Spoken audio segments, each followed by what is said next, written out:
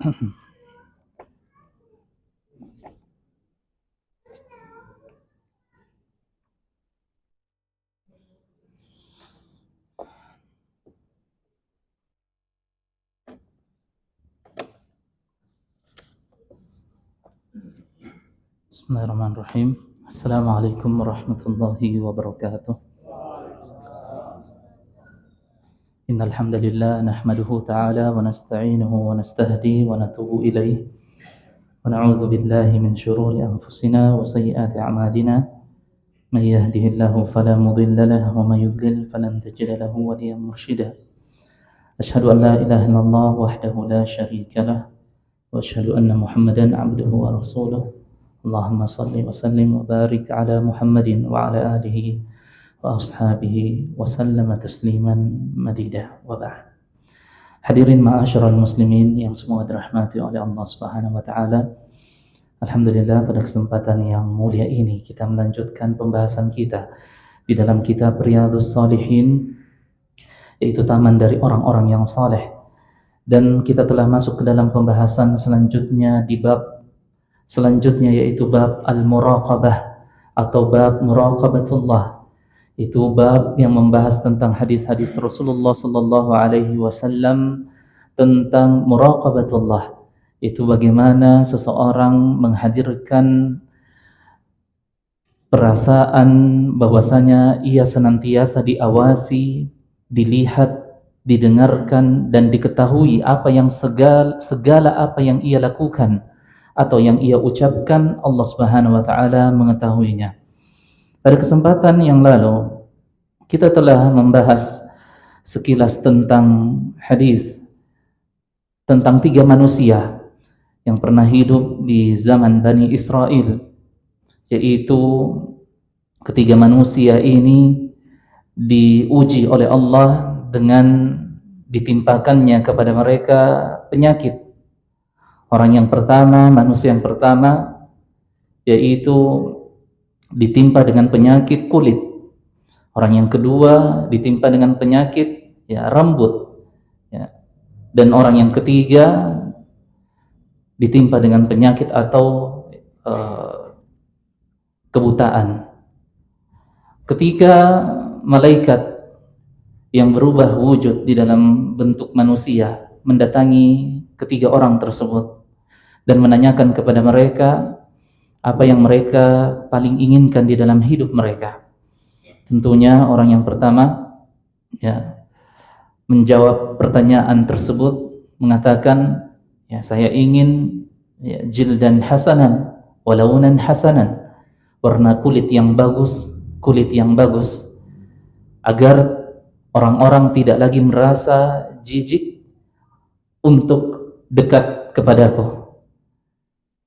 Maka malaikat tersebut mengusapkan tangannya kepada lelaki itu, lalu kemudian Allah menyembuhkan penyakitnya dan diberikanlah sesuai dengan keinginannya. Lalu kemudian ditanyakan kepadanya, apa yang engkau inginkan dari jenis harta? Maka dia menjawab, seekor unta. Maka diberikan kepadanya seekor unta. Lalu kemudian malaikat itu mendoakan agar Allah Subhanahu wa taala memberikan keberkahan kepada harta tersebut, kepada unta tersebut.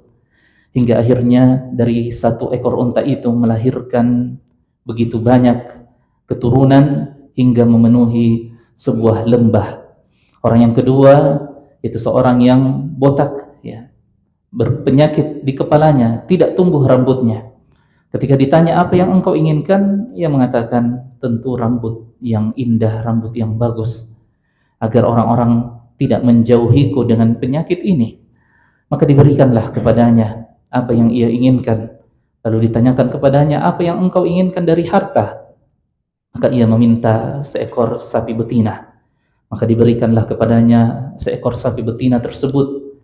Lalu kemudian malaikat itu mendoakan agar Allah memberikan keberkahan kepadanya di harta tersebut. Dan prosesnya sama dengan orang yang pertama, hingga akhirnya dari satu ekor sapi itu melahirkan begitu banyak ratusan sapi yang lainnya yang memenuhi sebuah lembah. Lalu kemudian orang yang ketiga, seorang yang buta dan ditanyakan kepadanya apa yang engkau inginkan, ia mengatakan an yaruddallahu basari. Hanya orang ini yang menyebutkan nama Allah. Ia mengatakan, saya menginginkan Allah Subhanahu wa taala mengembalikan pandanganku, mengembalikan kemampuanku untuk melihat. Maka malaikat itu mengusapkan tangannya ke orang tersebut, lalu kemudian seketika orang itu sanggup atau bisa kembali melihat.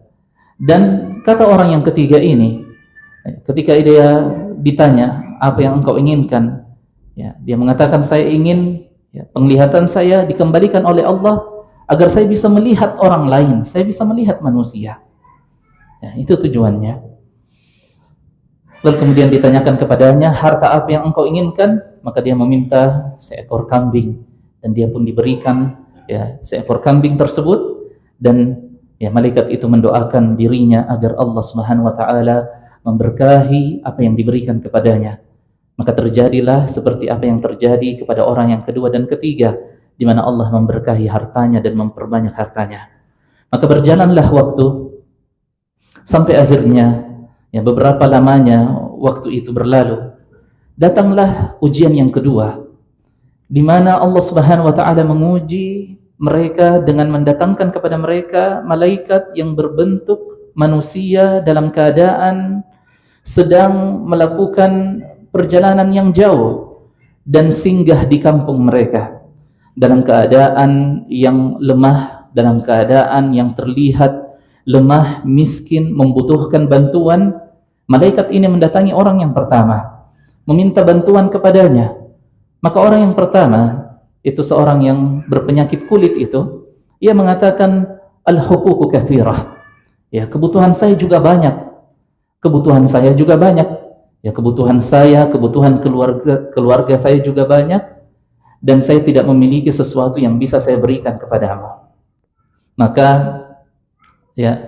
malaikat tersebut pun diusir oleh orang tersebut. Orang yang kedua pun sama seperti itu jawabannya. Tidak ingin memberikan, padahal begitu banyak diberikan kepadanya, tetapi sedikit dia diminta untuk berinfak fi sabilillah, di jalan Allah, bagi orang yang membutuhkan dia enggan. Adapun orang yang ketiga, maka dia mengatakan, silahkan engkau mengambil seberapa banyak pun yang engkau inginkan dari kebutuhanmu, karena dahulu saya adalah seorang yang lemah, saya adalah seorang yang miskin, saya adalah seorang yang buta, tetapi Allah memberikan nikmatnya kepadaku, dan semua yang aku miliki ini berasal darinya. Maka silahkan engkau mengambil sesuai dengan kebutuhanmu. Maka akhirnya kedua orang tersebut, itu orang yang berpenyakit kulit dan orang yang tidak tumbuh rambutnya, Allah Subhanahu wa taala mengembalikan keadaan mereka seperti semula. Sedangkan orang yang ketiga diberikan kenikmatan dan ditambahkan kenikmatan yang ia rasakan. Hadirin rahimakumullah, pelajaran apa yang bisa kita ambil dari hadis yang mulia ini? Yang pertama adalah anna syukran ni'mah min asbabi baqaiha wa ziyadatiha. Sesungguhnya mensyukuri nikmat yang Allah berikan kepada kita adalah salah satu di antara sebab baqauha wa ziyadatuha. Sebab nikmat itu senantiasa tinggal dan bersama dengan kita, dan bahkan bertambah lebih dari itu.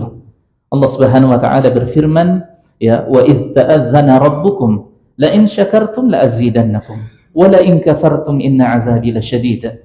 Ketika Rabb kalian mengumandangkan kepada kalian, menyampaikan kepada kalian, ta'azzan, Allah Subhanahu wa taala menyebutkan wa iz ta'azzana. Ta'azzana yaitu mengumandangkan kepada seluruh manusia, dari kata azan.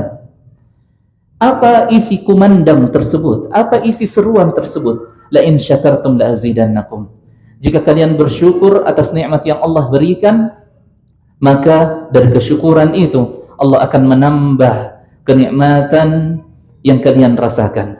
Wala in kafartum, tetapi jika kalian kufur terhadap nikmat yang Allah berikan kepada kalian, inna azabi lasyadid. Sungguh azab Allah yang ia siapkan, yang ia peruntukkan bagi orang-orang yang kufur kepada nikmat Allah sungguh amat pedih. Maka ketiga orang tersebut diuji oleh Allah Subhanahu wa taala dengan kenikmatan.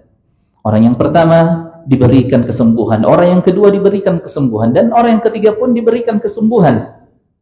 Tetapi hanya satu di antara ketiga orang tersebut yang mampu menunjukkan rasa syukurnya kepada Allah. Dan salah satu di antara bentuk rasa syukur kita kepada Allah Subhanahu wa taala adalah dengan menginfakkan harta kita di jalan Allah bagi orang-orang yang membutuhkan, terkhususnya ya dalam hadis ini ya, orang yang sedang berada pada kesulitan, ya, orang yang lemah, orang yang miskin, orang yang tidak berdaya, lalu kemudian ia datang kepada kita membutuhkan bantuan kita dan kita sanggup untuk membantunya. Di saat itulah ya kita menunjukkan rasa syukur kita atas nikmat yang telah Allah berikan kepada kita. Kemudian di antara pelajaran yang penting dari hadis yang mulia ini yaitu isbatul malaikah wal malaikatu alamun ghaibi, yaitu keimanan atau salah satu di antara rukun iman yang ditetapkan di dalam syariat Islam, yaitu al-imanu bil malaikah atau isbatul malaikah, yaitu keimanan kita tentang wujud dari para malaikat, tentang keberadaan dari para malaikat. Bahwasanya ya malaikat itu adalah makhluk yang Allah Subhanahu wa taala ciptakan dari cahaya, yang dimana di antara sifat malaikat adalah la ya'sunallaha ma amarahum wa yaf'aluna ma yu'marun. Allah Subhanahu wa taala mensifatkan mereka bahwasanya para malaikat itu tidak pernah bermaksiat kepada Allah, tidak pernah mengingkari perintah Allah Subhanahu wa taala, wa yaf'aluna ma yu'marun, dan mereka senantiasa melaksanakan perintah Allah. Dan jumlah malaikat tidak ada yang mengetahuinya, ya, jumlah secara pastinya tidak ada yang mengetahuinya kecuali hanya Allah. Di dalam hadis Rasulullah SAW menyebutkan bahwasanya di langit terdapat sebuah tempat yang bernama Baitul Ma'mur, di mana tempat itu di setiap harinya dimasuki oleh ratusan ribuan malaikat. Lalu kemudian mereka melakukan tawaf di tempat tersebut. Lalu kemudian malaikat-malaikat itu keluar dari tempat itu dan mereka tidak lagi kembali ke tempat tersebut sampai hari kiamat. Dan di setiap harinya ya malaikat yang baru datang dan memasuki tempat tersebut. Di dalam hadis tentang keutamaan Lailatul Qadar, Rasulullah sallallahu alaihi wasallam menyebutkan bahwa di malam Lailatul Qadar ya malaikat-malaikat memenuhi dunia ini.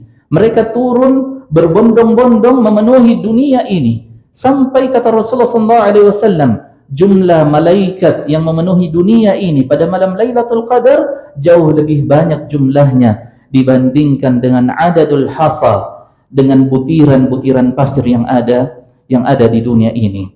Ketika terjadi perang Badar antara kaum muslimin dan orang-orang kafir Quraisy, di mana kaum muslimin hanya berjumlah 300 orang, sedangkan orang-orang kafir Quraisy jumlah mereka 1000 lebih. Jumlah yang tidak sepadan. Ketika kita menghitung dengan hitungan-hitungan duniawi kita, maka kita akan mengatakan ya kemungkinan kaum muslimin akan dikalahkan dengan jumlah yang tidak sepadan. Tetapi kata para sahabat, ketika mereka melalui ya proses atau melalui peristiwa peperangan tersebut, ya mereka bersaksi bahwasanya ya mereka melihat kepala ya orang-orang kafir Quraisy itu tiba-tiba berpisah dari jasadnya, ya, lalu kemudian terlempar dengan sendirinya. Lalu kemudian Rasulullah SAW menyampaikan, ya sesungguhnya para malaikat diutus oleh Allah untuk membantu kita yang jumlahnya begitu banyak di dalam peperangan tersebut. Maka di antara sifat atau di antara hal yang bisa terjadi pada malaikat adalah ketika malaikat berubah wujud menjadi manusia, dan tentu hal ini tidak bisa terjadi kecuali hanya dengan kehendak Allah Subhanahu wa taala. Di dalam hadis sebelumnya kita telah menyebutkan tentang bagaimana seseorang yang datang masuk ke dalam masjid dalam keadaan Rasulullah bersama dengan sahabatnya. Lelaki itu datang berpakaian dengan pakaian putih dan rambutnya sangat rapi, lalu kemudian bertemu dengan Rasulullah dan melekatkan atau memposisikan kedua lututnya berhadapan dengan kedua lutut Rasulullah, lalu menanyakan tentang Islam, iman, ihsan, dan hari kiamat serta tanda-tanda hari kiamat. Dan pada akhir hadis tersebut Rasulullah menyebutkan, sesungguhnya yang datang itu tadi adalah Jibril, atakum yu'allimukum amradinikum. Yang tadi datang itu dalam bentuk wujud manusia adalah Jibril alaihissalam. Ia datang untuk mengajarkan kepada kalian tentang perkara agama kalian. Kemudian di antara sifat malaikat sebagaimana yang disebutkan di dalam firman Allah Subhanahu wa taala, bal ibadun mukramun la yasbiqunahu bil qawli wa hum bi amrihi ya'malun. Yaitu malaikat itu merupakan hamba-hamba Allah yang juga senantiasa dimuliakan, la yasbiqunahu bil qawli wa hum bi amrihi ya'malun. Mereka tidak mungkin mendahului perintah Allah dan mengingkari perintah Allah Subhanahu wa taala. Mereka senantiasa melaksanakan apa yang diperintahkan kepada mereka. Belum lagi bagaimana Rasulullah mensifatkan tentang malaikat penjaga neraka, malaikat yang mengangkat atau menopang arsy Allah, dan malaikat-malaikat yang lainnya yang tidak memungkinkan untuk kita menjelaskannya secara mendetail pada kesempatan kali ini. Kemudian di antara pelajaran yang bisa kita ambil dari hadis yang mulia ini, bahwasanya annallaha qad yubariku lil insani bil mal hatta yantija minhu syai'al katsir. Bahwasanya Allah Subhanahu wa taala memberikan keberkahan kepada harta seseorang, hatta yantija minhu asy-syai'al katsir, sampai dengan harta tersebut menghasilkan atau berlipat ganda jumlahnya.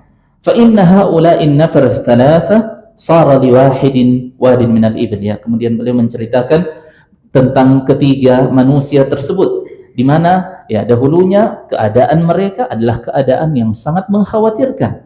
Mereka tidak memiliki apa-apa. Lalu kemudian Allah Subhanahu wa taala memberikan kepada mereka nikmat. Orang yang pertama diberikan unta, orang yang kedua diberikan sapi, orang yang ketiga diberikan kambing atau domba. Lalu kemudian dari satu ekor ini masing-masing melahirkan begitu banyak keturunan, lalu kemudian menghasilkan harta yang banyak. Hal ini berangkat dari doa yang disebutkan oleh malaikat tersebut ketika ia mengatakan kepada ketiga orang tersebut, barakallahu fiha. Semoga Allah Subhanahu wa taala memberkahimu pada harta tersebut. Dan malaikat tentunya ketika ia mendoakan dan mengaminkan doa kita, sangat besar peluangnya Allah Subhanahu wa taala yang mengijabah doa tersebut. Termasuk di dalamnya adalah ketika imam membaca surah Al-Fatihah, dan kemudian di akhir dari surah Al-Fatihah kita mengatakan amin. Kata Rasulullah sallallahu alaihi wasallam, man wafaqa ta'minahu ta'minal malaikah. Barang siapa yang ketika ia mengucapkan amin, lalu kemudian ia bersamaan mengucapkan amin tersebut dengan para malaikat yang juga turut hadir di tempat itu, di masjid tersebut, di salat tersebut, sesungguhnya Allah Subhanahu wa taala memberikan apa yang ia minta. Dan terkadang dalam beberapa kondisi atau yang saya dapati, ada orang-orang yang sama sekali tidak mengucapkan amin ketika mendengarkan atau ketika imam selesai membaca surah Al-Fatihah. Padahal ini keutamaannya besar. Kita mengucapkan amin, artinya kita meminta apa yang seperti diminta oleh imam ketika ia membaca surah Al-Fatihah. Terkhususnya lagi ketika kita mengucapkan amin dan amin kita itu bertepatan dengan aminnya para malaikat, Allah Subhanahu wa taala mengijabah doa kita. Hadirin ma'asyiral muslimin rahimakumullah. Ya. Kemudian di antara pelajaran penting dari hadis yang mulia ini adalah yaitu tafawutu bani Adam fi syukri ni'matillah wa naf'i ibadillah, yaitu keadaan anak cucu Adam di dalam bersyukur atas nikmat Allah kepadanya. Ya, di mana setiap orang berbeda-beda kadar kesyukurannya. Dari ketiga orang tersebut, ya, kadar kesyukuran yang paling besar ditunjukkan oleh seorang yang buta tadi. Ya, Allah mengembalikan pandangannya, lalu memberikan kepadanya harta dan melipat gandakan hartanya. Lalu kemudian di saat ada orang yang butuh datang kepadanya meminta, ia mengatakan khudh ma syi'tah, ya, silahkan ambil apa yang engkau inginkan, wada' ma syi'tah, dan tinggalkan apa yang engkau inginkan, ya, silahkan. Semua itu adalah karunia dan keberkahan yang Allah berikan kepadaku. Maka itu menunjukkan rasa syukur yang besar, hingga akhirnya Allah Subhanahu wa taala yang memberikan kepadanya balasan yang setimpal dari kesyukuran tersebut. Hadirin ma'asyiral muslimin, ya rahimakumullah, di antara pelajaran yang penting juga dari hadis yang mulia ini tentang keutamaan sedekah. Ya, keutamaan sedekah, di mana Rasulullah bersabda, was-sadaqatu burhanun, dan sedekah itu merupakan burhan. Burhan itu adalah pembuktian dari keimanan kita atas janji-janji Allah yang Allah berikan kepada orang-orang yang bersedekah, kepada orang-orang yang mensedekahkan hartanya. Dari sedekah tersebut melahirkan, ya, 7 pahala. Dari 7 pahala tersebut melahirkan 100 cabang pahala. Dari 100 cabang pahala tersebut melahirkan cabang-cabang pahala yang begitu banyak jumlahnya, yang hanya Allah Subhanahu wa taala yang mengetahuinya dan yang membalasnya di akhirat kelak. Dan kata Rasulullah sallallahu alaihi wasallam, as-sadaqatu tudfi'u ghadabar rahman, dan sedekah itu memadamkan murka dan amarah Allah kepada kita. Kemudian kita berpindah kepada hadis selanjutnya, yaitu hadis yang diriwayatkan oleh Abdullah bin Abbas radhiyallahu anhu, di mana beliau mengatakan, kuntu khalfan Nabi sallallahu alaihi wasallam yauman, suatu ketika aku berada di belakang Rasulullah, aku dibonceng oleh Rasulullah sallallahu alaihi wasallam. Lalu kemudian Rasulullah bersabda, ya gulam, wahai anak muda, wahai pemuda, inni u'allimuka kalimat, sungguh aku mengajarkan kepadamu, akan aku ajarkan kepadamu beberapa penggalan kata, beberapa penggalan nasihat. Kata Rasulullah, ihfazillaha yahfazka. Nasihat yang pertama kata Rasulullah, jagalah Allah, niscaya Allah akan menjagamu. Ihfazillaha tajidhu tujahak. Jagalah Allah, niscaya engkau akan mendapati Allah senantiasa berada di hadapanmu. Idza sa'alta fas'alillah. Jika engkau meminta, maka mintalah hanya kepadanya. Wa idza ista'anta fasta'in billah. Dan jika engkau meminta pertolongan, meminta bantuan, mintalah pertolongan kepadanya. Wa'lam, dan ketahuilah, annal ummata law ijtama'at ala an yanfa'uka bi syai'in lam yanfa'uka bi syai'in illa ma kataballahu lak. Ketahuilah, sungguh seandainya, sekiranya seluruh umat manusia atau bahkan dari kalangan jin sekalipun, law ijtama'at, jika seandainya mereka semua berkumpul ala an yanfa'uka bi syai'in, untuk memberikan manfaat kepadamu, lam yanfa'uka illa bi syai'in qad kataballahu lak, mereka tidak akan bisa memberikan manfaat kepadamu kecuali manfaat yang telah Allah Subhanahu wa taala takdirkan untuk engkau dapatkan. Kemudian kata Rasulullah setelahnya, wa in ijtama'u ala ay yadurruka bi syai'in lam yadurruka illa bi syai'in qad kataballahu 'alaik. Dan seandainya seluruh umat manusia itu berkumpul, bersatu padu untuk mencelakaimu, maka niscaya mereka tidak akan sanggup mendatangkan kecelakaan itu, mencelakaimu, walaupun mereka bersatu illa bi syai'in qad kataballahu 'alaika, kecuali dengan sesuatu yang telah Allah Subhanahu wa taala takdirkan menimpa dirimu. Rufi'atil aqlam wa jaffatis suhuf, pena-pena, pulpen-pulpen yang telah menuliskan takdir-takdir manusia itu telah diangkat. Wa jaffatis suhuf, dan juga tinta-tinta dari pena-pena takdir tersebut telah kering dan semuanya telah ditakdirkan oleh Allah Subhanahu wa taala. Ada penambahan riwayat hadis di dalam riwayat yang disebutkan oleh Imam At-Tirmizi. Di dalam riwayat selain dari Imam At-Tirmizi, beliau mengatakan, ta'arraf ila Allah fi ar-raha ya'rifka fi syiddah. Mendekatlah kepada Allah, kenalilah Allah, dekatlah kepada Allah fi ar-raha, dalam keadaan engkau senang, dalam keadaan engkau lapang. Ya'rifka fi syiddah, niscaya Allah Subhanahu wa taala akan memberikan bantuan kepadamu dalam keadaan engkau terdesak. Wa'lam annama akhta'ak lam yakun liyusibak, ketahuilah segala sesuatu yang tidak akan menimpa dirimu pasti tidak akan menimpa dirimu.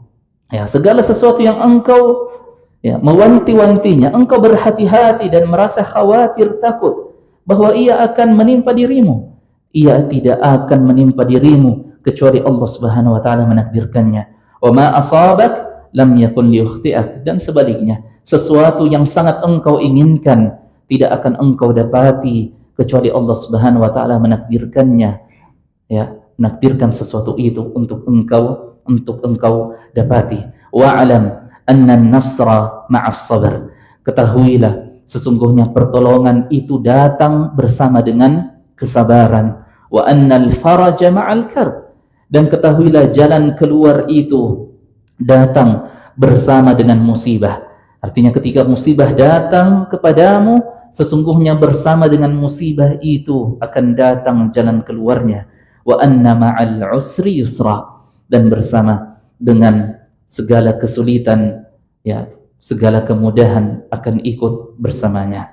Hadirin rahimakumullah, pelajaran apa yang bisa kita ambil dari hadis yang mulia ini? Yang pertama adalah tentang adab seorang guru yang diajarkan oleh Rasulullah SAW, bahwa di antara adab seorang pendidik, tenaga pendidik, seorang guru kepada muridnya adalah berlemah lembut di dalam memberikan nasihat dan memilih waktu yang paling tepat untuk memberikan nasihat kepada murid kita, kepada siswa kita, ya, kepada orang-orang yang kita ajar. Adalah Rasulullah SAW ya, memberikan pelajaran yang penting kepada Abdullah bin Abbas yang pada saat itu beliau masih sangat muda, ya, masih sangat kecil umurnya.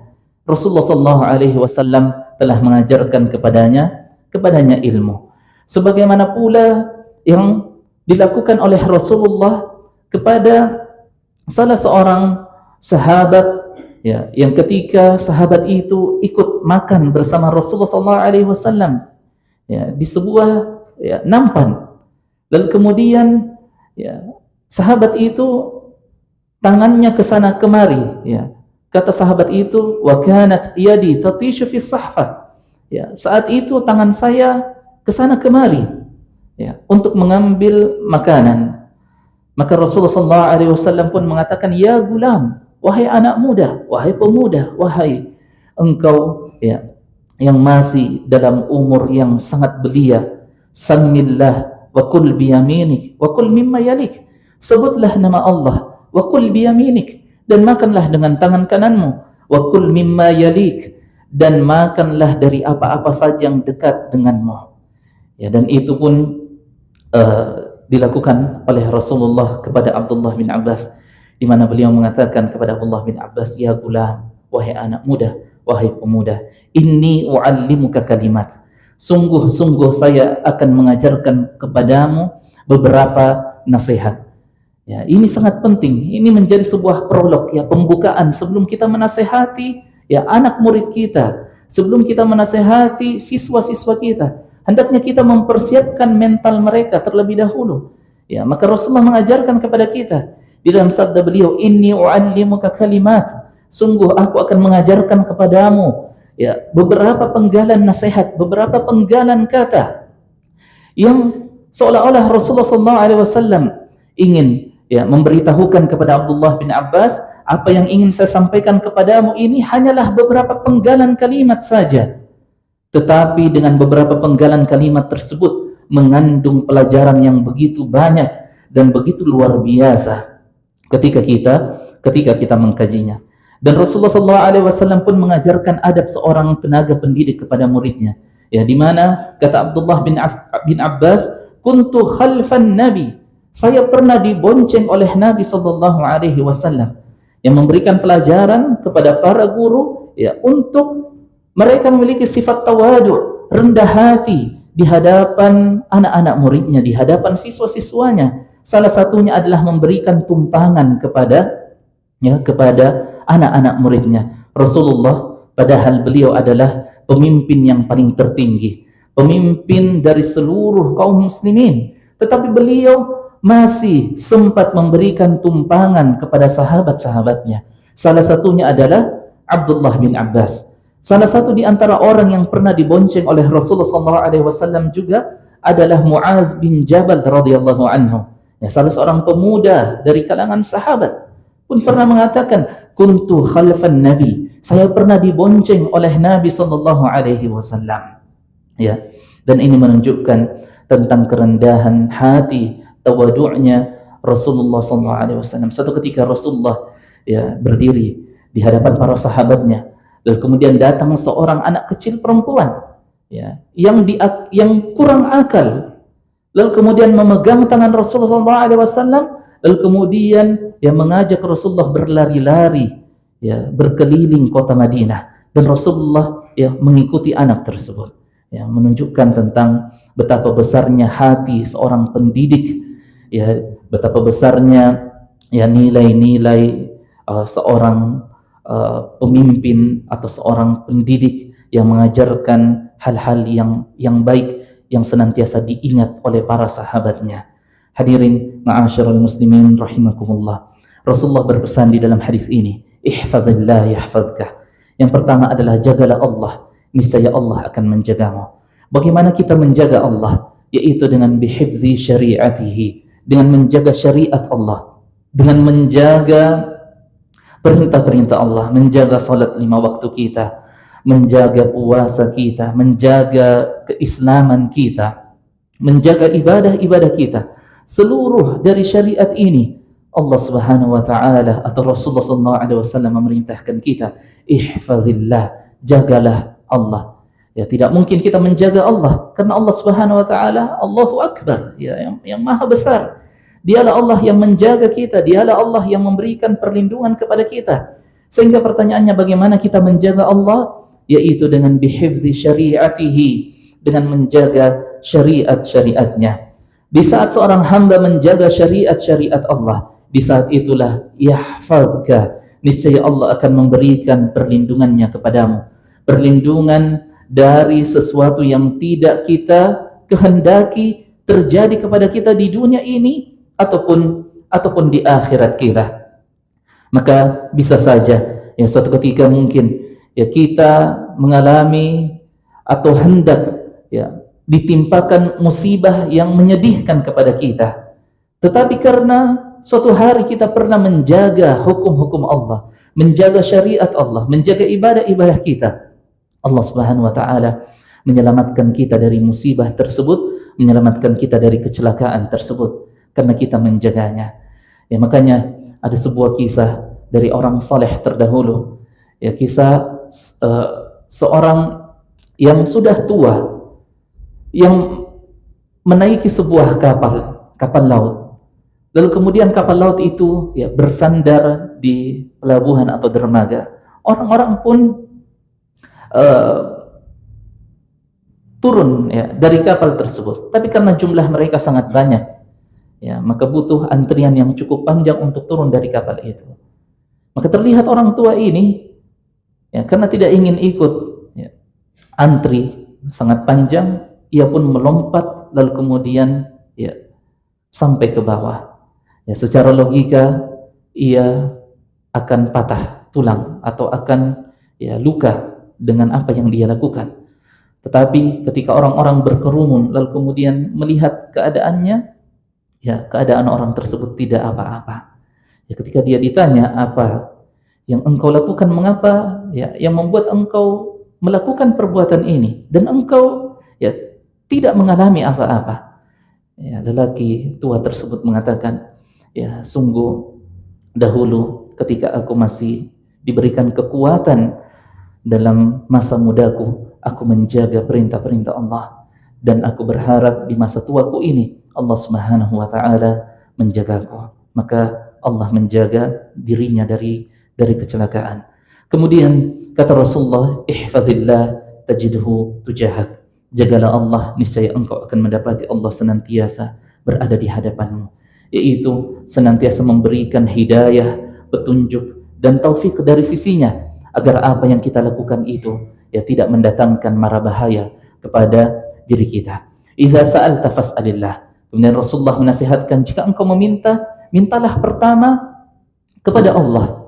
Idza sa'alta fas'alillah. Mintalah sesuatu kepada Allah Subhanahu wa taala, terkhususnya sesuatu yang tidak mungkin terjadi dan tidak mungkin kita dapatkan kecuali atas izin Allah. Di saat itu kita diperintahkan, idza sa'alta fas'alillah wa idza ista'anta fasta'in billah. Dan jika engkau meminta pertolongan, maka mintalah kepada Allah. Setelahnya Rasulullah SAW mengajarkan tentang prinsip hidup seorang muslim di dalam menghadapi takdir baik ataukah takdir buruk. Rasulullah SAW mengajarkan, law ijtama'at al-ummatu ala an yanfa'uka bi syai'in lam yanfa'uka illa bi syai'in qad kataballahu lak.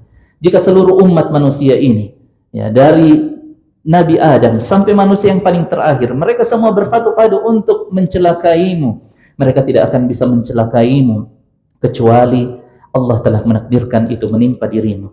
Dan sebaliknya pula, jika seluruh manusia ini membantu kita untuk mendapatkan sesuatu, tetapi Allah Subhanahu wa taala tidak menakdirkan kita untuk mendapatkan itu, maka niscaya kita tidak akan mendapatkan apa yang kita inginkan tersebut. Kemudian kata Rasulullah, setelahnya, wa'lam anna an-nasr ma'as sabr. Ketahuilah bersama dengan kesabaran itu akan datang kemenangan, dan bersama dengan musibah akan datang jalan keluar, dan bersama dengan kesulitan akan datang kemudahan. Dan ini adalah kabar gembira kepada setiap orang yang mengalami kesulitan atas ujian yang diberikan kepadanya. Sesungguhnya dengan ujian itu hendaknya dia bersabar, karena dengan kesabaran itulah akan datang kemenangan dan jalan keluar.